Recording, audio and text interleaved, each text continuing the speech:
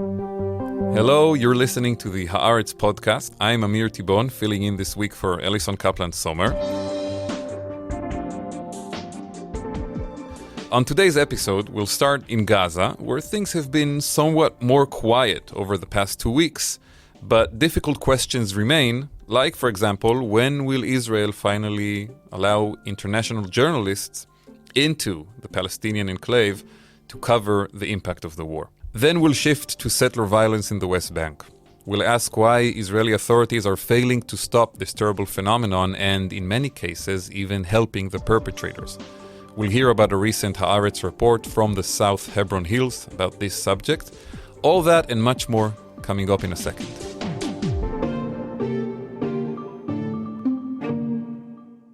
Our first guest today is Peter Lerner. He's Director General for International Relations at Israel's largest union, the Histadrut.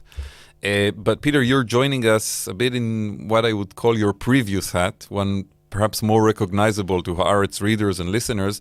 You were the foreign media spokesperson for the IDF. You did it a while ago, and then you joined after October 7, and for many months, everybody watching the news from Israel and the news about the war in Gaza could see you on many different channels all over the world. Thank you for coming on the podcast today. It's great to be back.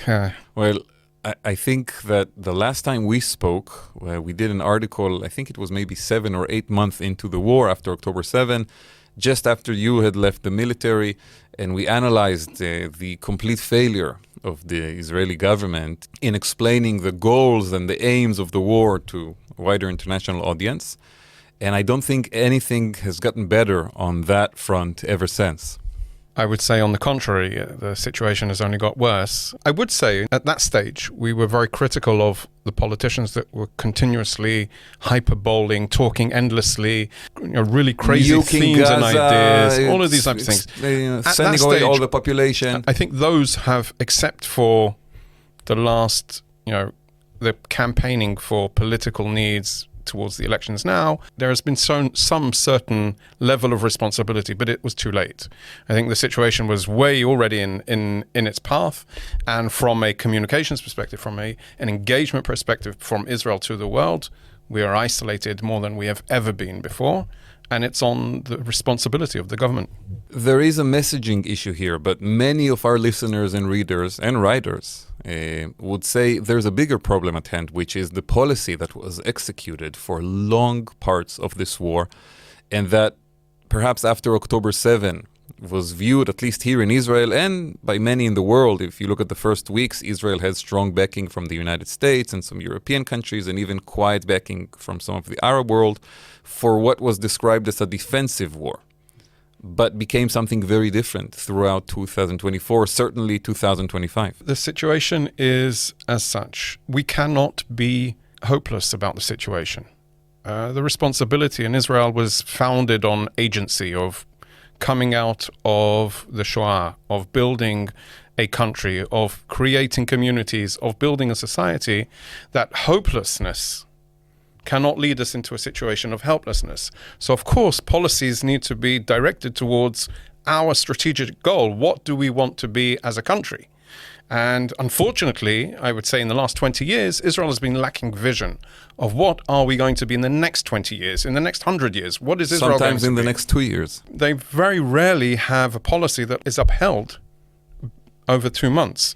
If you look at the situation, the promises that are made in every election cycle, and those that are actually implemented, it just reflects exactly what I'm saying. Yes, of course, there are policies that are questionable. In my experience throughout the course of my military service in reserve duty, I can say that the policies were reflective of everything I'd experienced in my 25 years of military service beforehand, not extraordinary with regard to how military conduct, military planning, and the execution of military operations. And that's why I believe, and I still believe, it's a matter of leadership, first of all, of how are we relating to the struggle that we are facing. The fact that Israelis feel that no matter what we do, the world is going to be about us is not a given. It's something that we can engage with, we can control. We need to build alliances. We need to have the functioning bodies in Israeli society, in the Israeli government, that can enable that. Because if we don't, then we're going to continue, and we're going to be in this circle of helplessness, maybe even go into a state of hopelessness, which means there's nothing we can do. We just, we'll leave it like that, and then the isolation will just get greater. I want to ask you one more question about Gaza, and then we'll shift to the West Bank, where some dramatic things are happening today as we are recording this podcast. But just another question on Gaza, and maybe we'll come back to it later, because there's also a whole diplomatic situation evolving around Gaza right now. But we ran an article this week on Haaretz by Tagrid al-Khudari, Palestinian journalist now based in Europe. And she wrote something very critical about the fact that even now, 2.5, almost 3 years after the beginning of the war, Israel is still not allowing international journalists into Gaza. Why is that? And do you think it's time to change this policy? Time was passed probably about 2 years ago. If it was up to you, as someone who was in the spokesperson, leading the efforts there, you would have allowed it already 2 years ago. And I recommended it to my superiors in the course of the war that holding out this long is not beneficial to Israel. It just superimposes the fact that people will say that you're hiding something. She wrote in the article, Israel is not allowing journalists because Israel doesn't want coverage of war crimes and documentation of them. Arguably, the conflict in Gaza in the last 3 years has been the most covered story in the world. So I think that is actually a weak story. It's a weak argument. I think that the fact that Israel needs to do better because we are a democratic state. I think we need to do better because this is the state of media affairs and media relations in 2026. Everybody, and this is a global phenomenon, is unable to accept criticism. If you criticize me, you're the enemy. And therefore, if it's free for all and everybody can go and do whatever they want, the fact is that there will be negative stories about the consequences of war. There are always negative consequences for war wherever they are, everywhere in the world. Now, can we be better? Absolutely. I think this was something that it was. Perhaps there was an argument at the beginning of the war, safety of journalists, the haphazardness of the battlefield, which is a challenge. We don't want journalists to be killed in the battlefield as a result of Israeli military fire. And I think that we can agree on that. On the other hand, there have been many Palestinian journalists who have been killed over these 2.5 years. And on the other hand, I think that like everywhere in the world, that's the journalist's decision to take that responsibility for himself, knowing if he's going to a war zone, which is a real war zone, where in the urban environment, the way Hamas organized its battlefield, beneath the houses, in the hospitals, there are literally no safe places. And we've seen that throughout the course of the war. So I'd say, yes, journalists should be allowed to go in. Why do you think your recommendation was not approved? Is it a military decision? Is it the political rank? There was ambivalence, I think, at the beginning from a military perspective. This was a routine reality that had resulted after Operation Cast Lead. 2009 already. Yes, yeah. and Operation Cast Lead journalists came and went freely, and it was an operational burden on the security in the area of Erez Crossing and so on. And after that, the government decided, in times of conflict, there'll be a hiatus. But nobody thought a war would last 3 years. Perhaps that's the root of many of the problems. Many. But that is exactly the essence of why it needed to be reviewed. Now, the Foreign Press Association appealed to the Supreme Court, and once it gets into the legal battlefield, then the organizations, they just put in their ankles, then they dig in, and now to change it means we were wrong the whole time. It's the argument of why Netanyahu could not let the Palestinian Authority go into Gaza after investing so many years in Hamas, propping because Hamas, it would prove that his whole policy throughout all of the years of sidelining the Palestinian Authority in the West Bank was wrong. Yeah, speaking of the West Bank, we're sitting here in the studio in Tel Aviv. It's Wednesday morning, and I'm watching on my phone while we're speaking these unbelievable developments happening in some of the villages in the West Bank, Kusra, in other places in the area of Nablus, where violent extremist settlers are basically blockading Palestinian families in their homes. And that's one unbelievable element of it, but I think for me, as an Israeli citizen, as someone who served in the army and had people in my family serve for many years and still have close people to me, wearing uniform, seeing the IDF allowing this to happen and sometimes participating actively is very, very difficult. What do you think when you see these images? So I think we need to differentiate between actively participating in policy. So there are soldiers on the ground that are part of the situation, part of the issue, and part of the problem you're describing. And then there's the policy.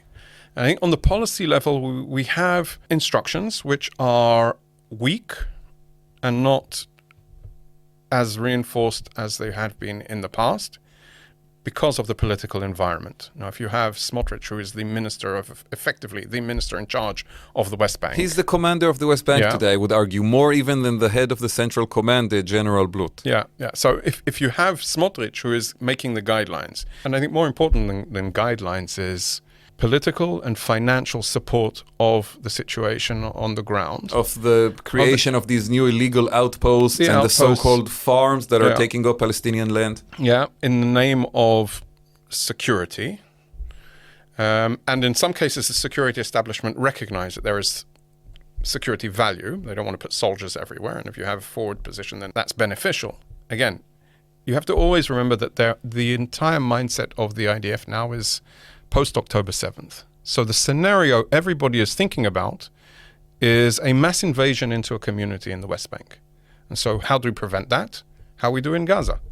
You push the line forward. But Peter, what is actually happening is mass invasions of communities in the West Bank, Palestinian ones. And this is the flip side. And I have to say, when I watch these images of these families who are being attacked in their homes and they are so helpless, to me, as someone who experienced October 7 very, very close, it's traumatic to watch. It's deplorable, and it has to stop. And I think that the biggest problem is the empowered elements of these extremist settlers that have all of the initiative and all of the political clout and support and finance to do it.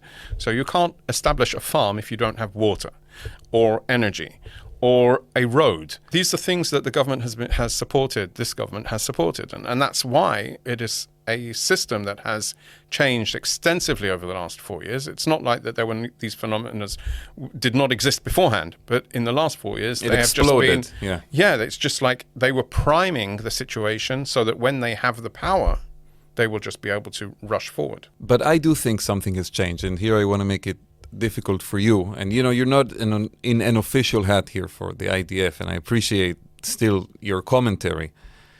I think one thing that has changed is these recurring images of the soldiers standing nearby and doing nothing as this violence is taking place. This is something that isn't new. One of the roles I filled, I was the spokesperson for Central Command. And one of the issues we always had to deal with was the passive approach that some of the soldiers in the field took. I think that today, again, it is empowered and superimposed. Why do I need to get involved in something that maybe my commanders or the commanders' commanders or Ben Gvir will call me up and say, "What are you doing?"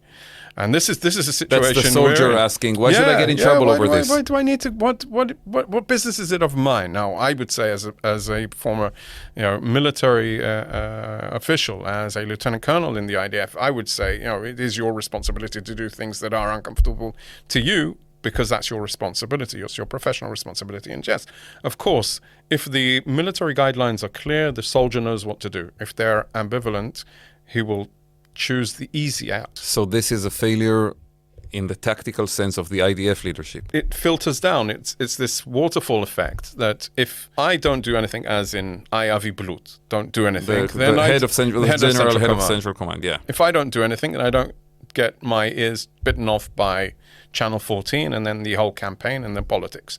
If I don't do anything, then division commander doesn't do anything, then the brigade commander doesn't do anything, the company commander doesn't do anything. At the end of the day, the soldier standing there, he's been sent there because there's a disruptance or disturbance and he thinks, why should I do it? Now, even if he's very, very professional, and even if he believes that this is something that he needs to do, the environment around him is not supportive of action. And this is, I think, in Israel of 2026, the issue of agency and accountability is lacking. Right, it starts from the top, as you say.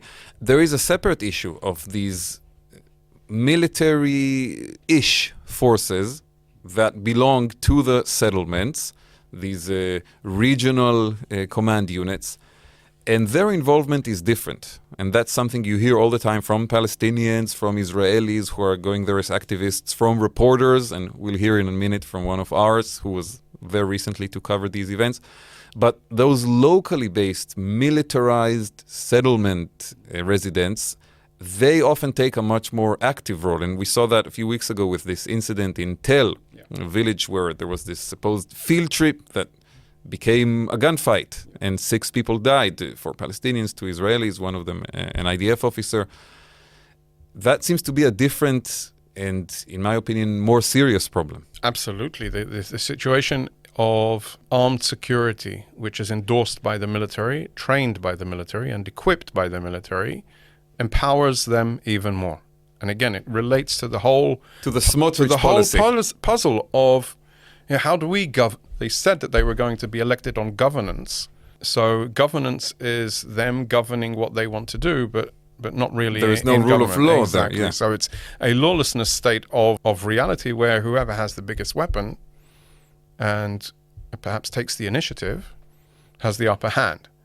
Again, and it's this October 7th mindset that is motivating. Well, I will argue, from a flip side, if we mention October 7, one of the problems on October 7 was that there were so many military forces in a specific area and not enough soldiers on the Gaza border. And I think that's another part of this conversation. Absolutely. Maintaining defense in the West Bank is and was until October 7th the most heaviest burden on the IDF. Most of the forces, regular forces, were positioned there routinely, extensively. The focus of maintaining operational overwhelming power in that area to prevent terrorist attacks. The intelligence capabilities are extensive there.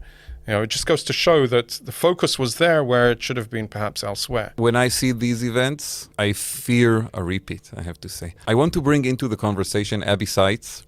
Hi, Abby. Hi, Amir. Thank you for having me on. Abby is a wonderful editor at Haaretz English edition, and she wrote an important story that was published last week, together with Naram Zbidat, about these events that we've been discussing, the violence of settlers in the West Bank and the helplessness at best, and if you want to have a less generous interpretation, perhaps the assistance of Israeli authorities in allowing that violence to happen. Abby, tell us a bit about the story. Where did you go? What did you see? Naram and I went to Al-Khair. It's in the Masafar Yatta region of the West Bank, the South Hebron Hills. That's the subject of the No Other Land documentary film. Correct. That won at the Oscars a few years ago, yes. And we went to visit the family and friends of Auda Hathalin.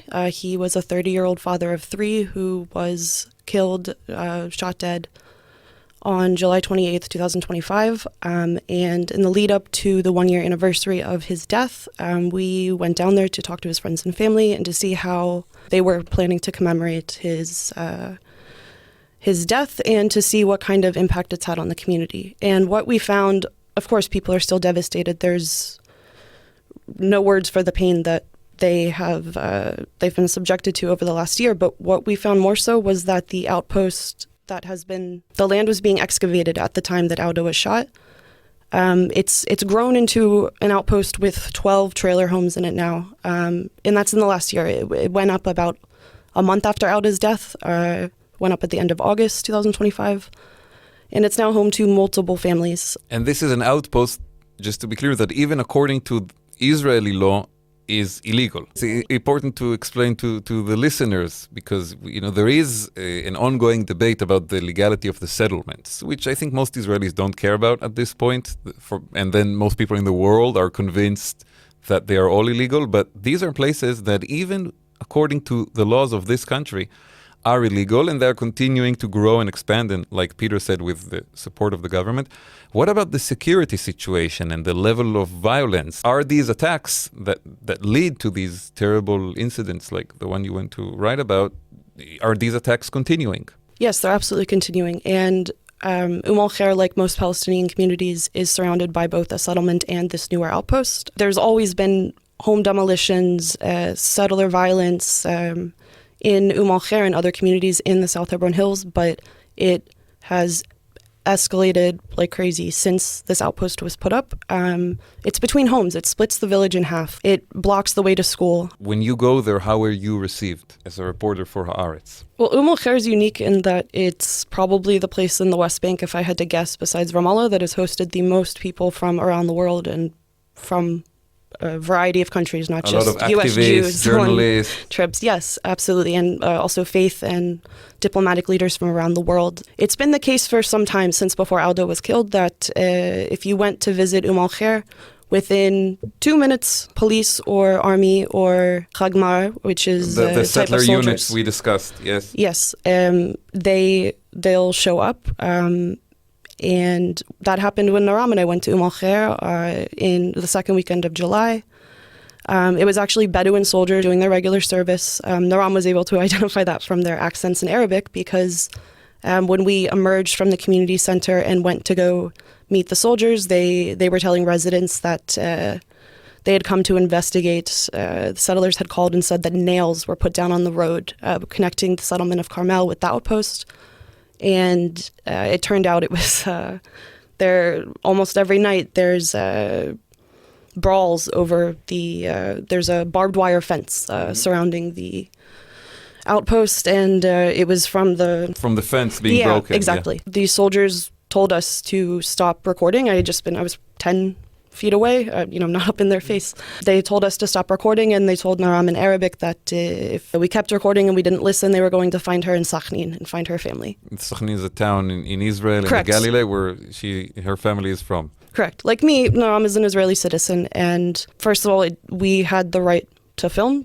That's already a bit of a press access issue, but it's outlandish that regular duty soldiers. These aren't the Khagmar, the reservist squads that we've been talking about. These are regular soldiers.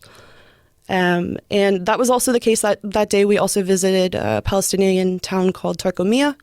It's about 12 kilometers northwest of Hebron, and it's almost all entirely Area B. The surrounding agricultural lands are Area C. Explain the distinction to our listeners. Some may not be familiar with it. So in Area A, this is all per the Oslo Accords. In Area A, it's full Palestinian security and civil control. And then in Area B, it's split. So with Israeli security control with Palestinian civil control over local municipal matters, and then Area C is full Israeli civil and security control. When we were leaving Turkomia, the soldiers and police both were there. They told us that it was Area A, which is not correct, and that we were not authorized to be there even if we both had press credentials that we showed. And then they also incorrectly said that I had been previously warned to not be in Area A, which is not true. This is not uncommon, and it's increasingly happening against journalists. It's increasingly happening against international Israeli journalists, but it's also been happening against Palestinian journalists for a long time. There are Palestinian journalists right now that are in administrative detention in the West Bank.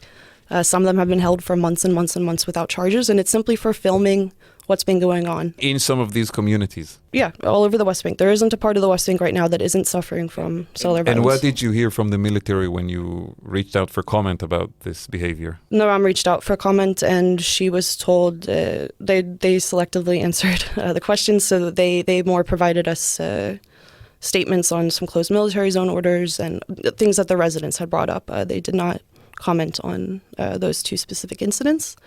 I will say that when we reached out to Israel police for comment on the dispersal of the memorial ceremony on July 28th, 2026, 1 year to the day that Aldo was shot dead, the police told us soldiers and border police had been dispersed to Khair. They told us it was quote-unquote to disperse an unlawful gathering, which was intended to serve as a demonstration of support for a terrorist who was neutralized and killed approximately 1 year ago. And they're referring to Aldo Hathalin, who, you can watch No Other Land, you can read many testimonies have been published by his friends and his family in media around the world. It was shocking to receive that kind of response, because anyone who had met Aldo or anyone who has visited Khair or just watched and read about his work. Absolutely. He was dedicated to nonviolence, not only as a political ideology or as some kind of shtick, but it was truly the essence of how he lived his life and how the people there in Al-Khair have agreed to live their lives. There's, exactly like Peter was talking about, there's a huge lack of accountability. And it's really troubling that the police, the army, and the state are all able to contradict each other, because only a few days after that memorial ceremony was dispersed, the state prosecutor's office in Israel, they indicted Yinon Levi, the man that multiple videos from multiple angles showed shooting Auda dead. They indicted him for manslaughter. So if he killed a supposed terrorist, why is he being indicted? And that's just such a Kafkaesque situation. And if it wouldn't be so terribly tragic, one could laugh about it, but actually it makes you want to cry, because, this is just such an absurd situation. Peter, you're listening to this. This is a zoom in on a much broader phenomena that I think that is generally overlooked in Israel. I think this is the biggest problem we have, that except for Haaretz and some sporadic reporting in the broader channel, in the TV channels or something. Barely like that, touch it today. It's barely covered. It's like this non-issue unless there is a very serious political ramification. And I think this is the failure of Israeli society of not knowing and or not wanting to know what is happening by our soldiers, by our police force, in our name. And I think this is the shame of it. At the end of the day, we send our sons and daughters to the front lines. We need to give them the moral tools as well as the professional tools to uphold the principles of ethics of the military. And when there are failures, it needs to be dealt with. And I think this is the problem what we're finding ourselves, and it relates to what we were talking about beforehand. But I think this is a year we are in. The 2026 is a substantial year for regaining that agency. And I would say anybody that is putting forward a platform for 27th of October to be re-elected, they need to say, what is Israel's agency with regard to the Palestinian arena? What type of direction are we going to have? What is the vision in 1, 2, 5, 10 years? What is the vision for Gaza? What is the vision with Iran? What is the vision with the Jewish diaspora? There is so much that relates to just this, from this story, how we go up and see where we are now at the edge of this cliff. Peter, you're talking about a future trajectory. I want to ask you, Abby, because this has not been your first visit to these areas of the West Bank. What is the trajectory that you are seeing compared to visits in previous years? What has changed on the ground? And you mentioned the outpost growing. What else? Well, I want to clarify that some of the time I've spent in the West Bank, especially prior to coming to Haaretz last year, was as a protective presence activist. I didn't do anything except show up for shifts, but I've gotten to see a lot of different communities, especially Bedouin shepherding communities, since 2018. So that's an 8-year period to see how things are moving. I think it's important to understand that settler violence was already displacing people prior to October 7th. There were at least 9 communities in the West Bank that were entirely forcibly displaced. Yeah, we were covering that in the months before October 7. Absolutely. And now that total surpasses 65 since October 7th. And in terms of the trajectory, no one there has any hope. I mean, to be completely honest, of course, the Palestinians that live in the West Bank cannot vote in the Israeli elections, despite how much that will impact their life, their chances of survival. They are talking about the elections because they know it will impact them. It decides them as well, yeah. Yeah.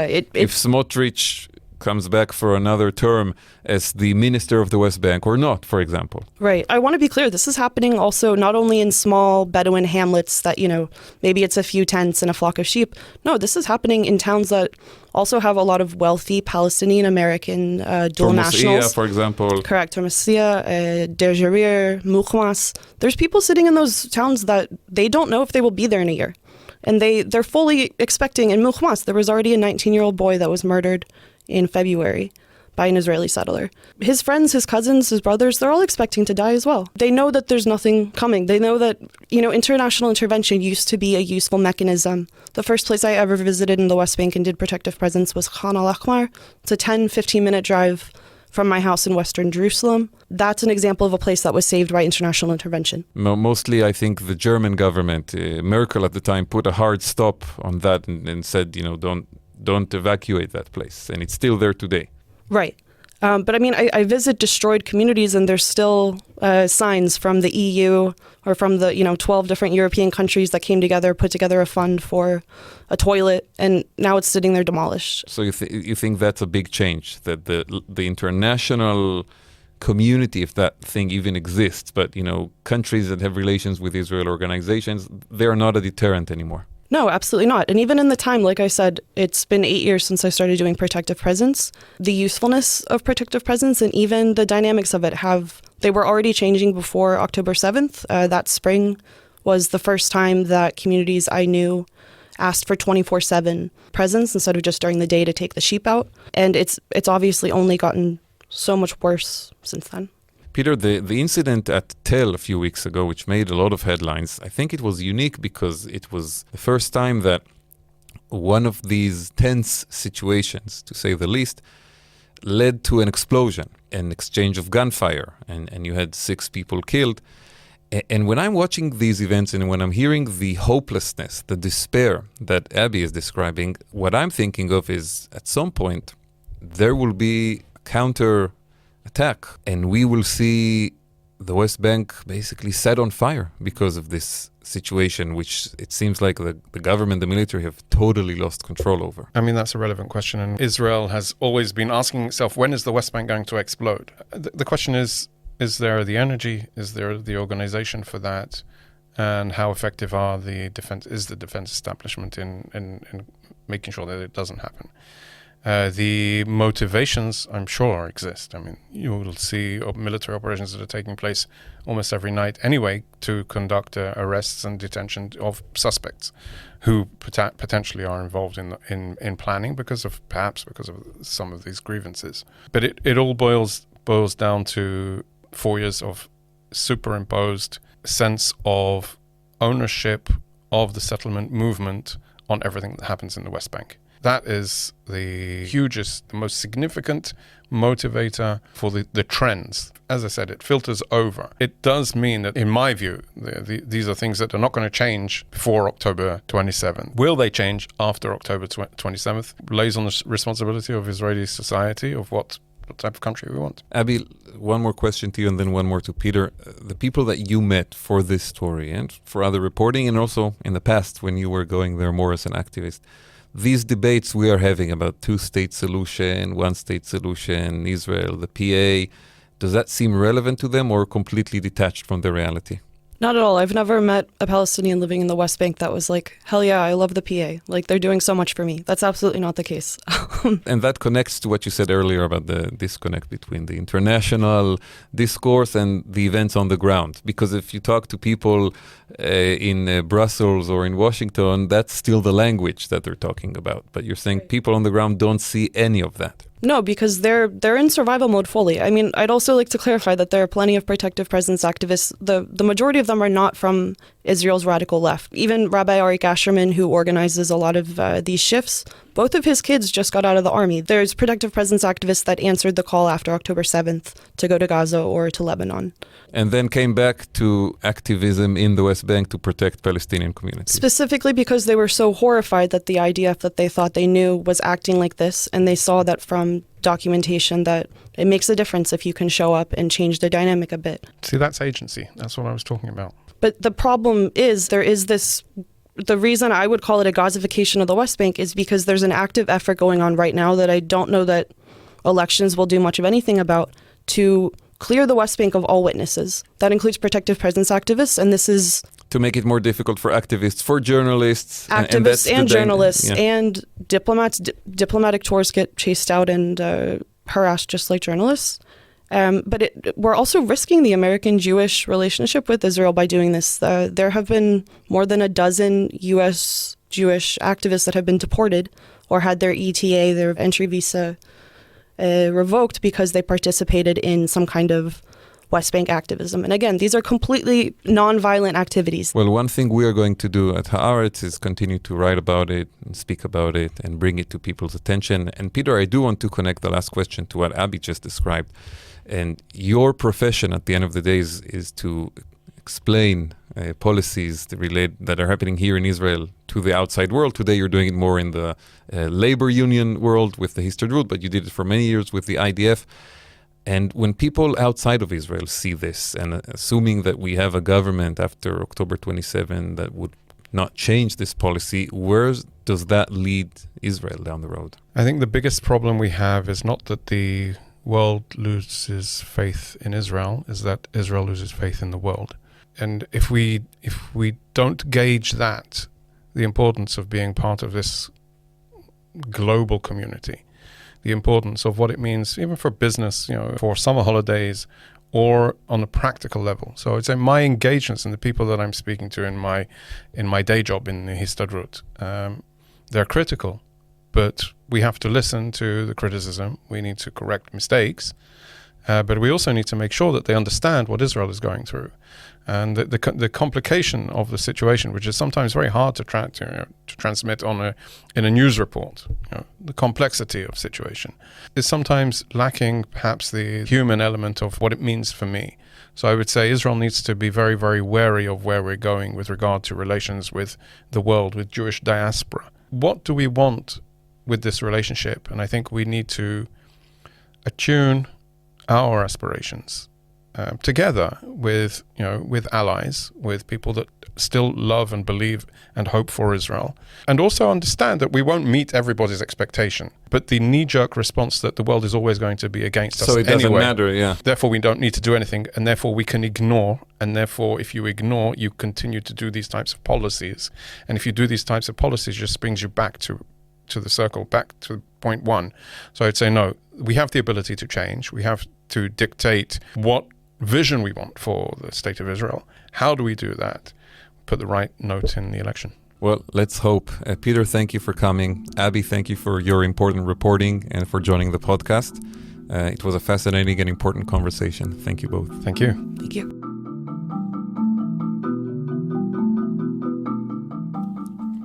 And that's it for today's episode. Thanks to our producer and editor, Adi Shacham. If you want to continue watching or listening to the podcast and make sure that you never miss an episode, please subscribe on Apple, Spotify, YouTube, or wherever you get your podcast. And of course, to keep up with all the latest news on Israel, the Middle East, and the Jewish world, don't forget to subscribe and follow Haaretz.com.